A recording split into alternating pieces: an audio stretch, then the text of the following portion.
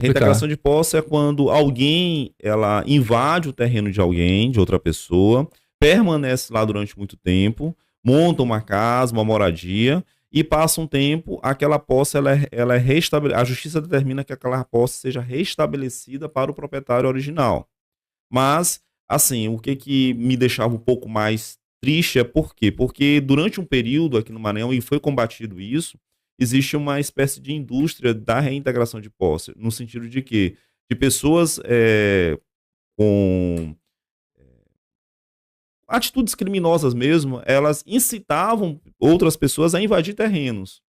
E aí lá já tinha aquela ideia de tentar ludibriar a justiça ou mesmo ocupar um terreno de forma totalmente irregular. As pessoas que estavam lá eram pessoas que muitas vezes não tinham outras moradias e às vezes loteavam aquela moradia, aquela área, aquele terreno, né? Então a gente ajudou muito a combater isso. E, obviamente, essas pessoas, algumas delas realmente não tinham onde morar. E aí, quando você ia para uma operação dessa e retirava essas pessoas, era uma operação assim, um pouco mais exaustiva, né? E a outra também ação que realmente eu participei algumas vezes, infelizmente, era Nessa da quando reintegração de posse, você foi recebido a tiros? Isso foi isso que deu não, já, a. não, já teve uma situação ou outra, mas como a gente ia com um aparato policial muito forte e normalmente a própria justiça, com o passar do tempo, ela passou a criar algumas rotinas e essas rotinas, entre elas, tinha a sensibilização, tinha um momento que a gente reunia, fazia uma reunião preparatória, reunia com a comunidade, informava o dia, o local e a hora, o momento que ia acontecer a reintegração. Às vezes o proprietário do terreno, ele dava os meios para que aquelas pessoas saíssem. Então, normalmente não tinha muita resistência. Tiveram casos que ocorreram resistência por parte da comunidade, incitadas por pessoas inescrupulosas que estavam por trás com aquele afã de ter lucro em cima daquela invasão, É daquela algo ocupação. parecido com aquelas invasões do MST, assim, ou Mais ou menos nesse sentido, né? nesse Não, sentido? não, não direcionalmente, porque normalmente o MST ele ocupava mais o interior do estado. E as que eu participei geralmente era mais aqui na região metropolitana mesmo. Existe aqui em São Luís, no Maranhão, essa questão de MST, de Teve invasão. durante um período teve de uma forma mais. Na verdade, no Brasil todo, a gente pode observar que com o passar dos anos diminuiu, né? Diminuiu um pouco essa ocupação por parte do MST. Porém, existiam pessoas, como eu falei, com outro olhar, com outra ideia, que se aproveitavam da condição de pessoas que não tinham realmente moradias, né? Bom, e um outro ponto também que a gente participou, que efetivamente nos deixou muito triste e muito chateado, era quando tínhamos baixa policial. Ou seja, policiais nossos que trabalhavam conosco e que por uma ocorrência, né, ele tinha a vida perdida numa ocorrência ou vítima da própria violência local. Durante o ano de 2013 e 2014, foi um período onde algumas facções criminosas começaram a atuar, na verdade, especificamente uma facção, começou a atuar de forma direta contra policiais.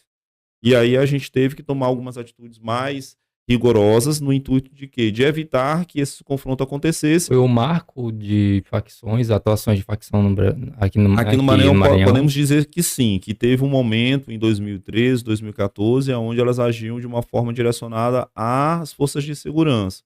E nós infelizmente perdemos alguns policiais nesses confrontos, né?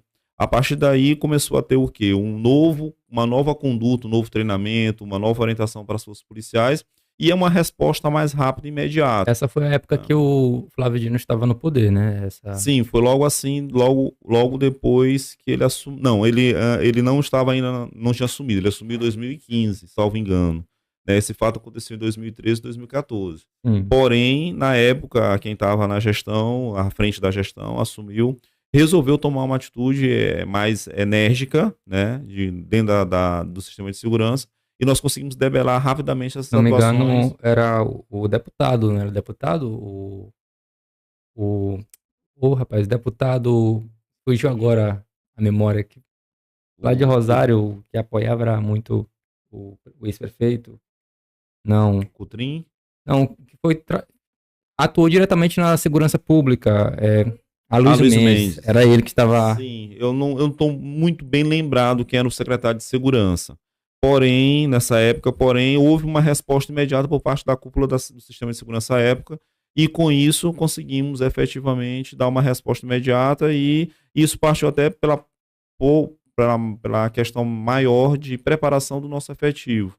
tá? E até então nós tínhamos uma escassez muito grande de armamentos, de equipamentos, então a corporação começou a adquirir mais equipamentos para os policiais começaram a, no período de folga, ter realmente o seu armamento. E o marco, na verdade, isso eu falei em 2013, 2014, que teve o ápice, mas nós tivemos uma situação emblemática em 2011, que foi o ataque a um trailer, né, na modalidade, existia dentro do policiamento comunitário, a modalidade de trailer, e foi lá no Anjo da Guarda, quando nós tivemos um policial militar que foi vítima da criminalidade de uma forma direta, né. Daí em diante nós começamos a ter condutas mais enérgicas em relação ao Apenas, combate. apenas para se vingar, não Sim, ou sim, assim, né? mais ou menos isso. É, inclusive, depois desse período que você falou, 2013, 2014, foi quando o Flávio Dino ele entrou. E eu lembro que naquela época passou-se assim uma sensação de que houve uma melhora. Alguns questionam a forma como se melhorou, alguns dizem que houve acordo entre governo e facções, outros, enfim, teorias, né? Mas outros dizem que ele utilizou de fato de políticas públicas eficientes. Mas, assim, na sua opinião, foi uma época em que houve de fato um avanço, ou o senhor discorda, o senhor acha que foi uma falsa percepção? Não, eu acredito não, eu tenho a plena convicção que houve avanço sim. Até mesmo porque aqui no Maranhão, já desde quando eu sou oficial superior, fui oficial superior, major, eu nunca ouvi falar dessa possibilidade de existir acordo entre sistema e criminalidade, né? Pelo contrário, o que existiu sempre foi o combate direto, né, e real para evitar que essas facções pudessem ter um domínio territorial. E já que você citou a exemplo aí a gestão do Governador ex-governador Claudino. Flávio Dino, um marco que eu posso observar, e eu posso dizer porque eu estava no comandamento da tropa naquela época, volto a falar, era do 6º Batalhão, que era a Leste, foi um exemplo da Cidade Olímpica, que nós tínhamos como um exemplo dentro do Maranhão, uma referência não muito positiva em termos de índices criminais. Eu me recordo que quando eu assumi aquela unidade, nós tivemos, buscando as estatísticas, e no mês de janeiro daquele ano que eu assumi, nós tivemos 28 mortos dentro da Cidade Olímpica, ou seja, quase uma morte por dia, né? E aí ações foram feitas e, assim, segurança pública, ela não se resolve só com a ação de polícia militar. A ação de polícia militar é uma ação preventiva e repressiva e ostensiva, tá?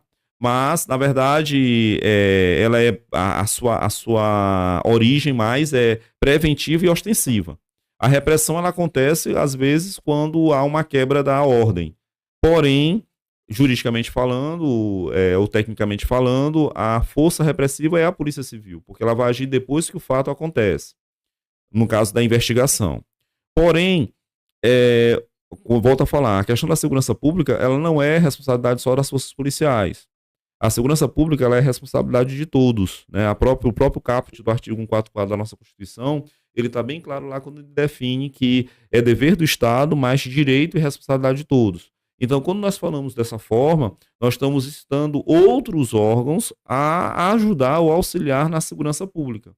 E aí sim, a gente consegue fazer segurança pública com a atuação de uma Secretaria de Educação, com uma Secretaria de Meio Ambiente, com uma Secretaria de Urbanismo ou de Obras. E aí, um exemplo que eu posso citar, lá na Cidade Olímpica, o olhar do gestor para a Cidade Olímpica foi um olhar diferenciado, por quê? Porque ele atacou a criminalidade não só com a presença policial.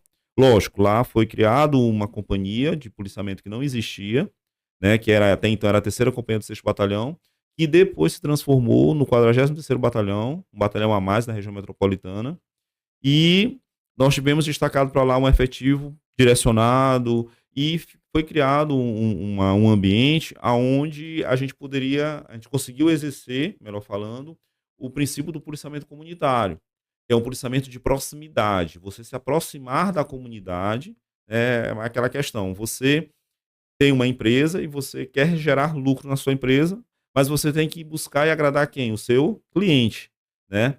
Então, durante muitos anos, a Polícia Militar, ela não agradou ou não se aproximou, melhor falando, do seu cliente, que é o cidadão de bem. Então, com o passar dos anos, houve essa necessidade dessa proximidade e a polícia comunitária ou o policiamento comunitário, ele foi criado sobre essa égide de proximidade da polícia parar um pouquinho para ouvir a comunidade, entender seus anseios e juntos resolverem um problema local. E isso aí aconteceu na Cidade Olímpica.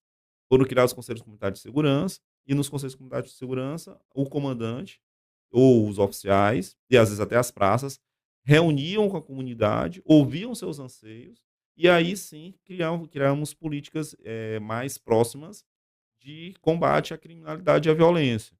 E aí, um outro ponto também que a gente pode destacar ali na Cidade Olímpica foi a urbanização, o asfaltamento. As ruas não eram asfaltadas. Então, se você tem um bairro que é totalmente desordenado, totalmente desajustado, aonde as pessoas não têm uma iluminação pública adequada, não têm um acesso às vias pavimentadas, a desordem acaba imperando pela própria natureza do ambiente. Então, quando tem um gestor que se preocupa em trazer iluminação pública, trazer asfaltamento, trazer saneamento básico, né, a autoestima da comunidade, ela melhora. Tanto é que eu me recordo, uma certa vez, de alguns moradores da Cidade Olímpica, que quando eles iam buscar emprego em alguns especificamente em alguns supermercados ou em algumas lojas para o centro da cidade, eles não citavam no currículo que moravam na Cidade Olímpica. Por quê? Porque tinha aquela discriminação. Se você é dono de uma loja e vai empregar, tem um currículo, vários currículos, e tem um currículo de uma pessoa que mora na Cidade Olímpica e outro que mora, um exemplo, na Cidade Operária, estou aqui só citando como exemplo, né? Naturalmente, as pessoas entendiam que o morador da Cidade Operária era uma pessoa de bem, enquanto daquele outro local não seria. Ainda tem essa discriminação. Eu citei aqui só como exemplo esses dois bairros, mas existem outros bairros que imperam essa discriminação. Então, quando as pessoas começaram a gostar do bairro onde elas moravam, volta a citar a Cidade Olímpica como exemplo real, aonde também lá o governo do estado começou a conceder a titularidade, porque lá era uma ocupação desordenada, e a gente chama tecnicamente desse nome, mas antigamente era a famosa invasão, né? Então, e lá tentaram por 2 vezes reintegrar a posse, mas não conseguiram em razão da quantidade de habitantes, né? Logo no início que surgiu aquela invasão.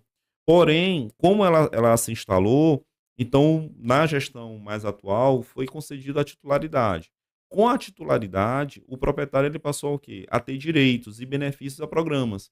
Com isso, aumentou a renda da população. Quer dizer, então foram várias ações que foram feitas, ações que aparentemente alguém entendia como de políticas ou como ações desnecessárias, mas que surtiam um efeito fundamental para hoje a Cidade Olímpica não estar mais nesse cenário de 29 homicídios no mês.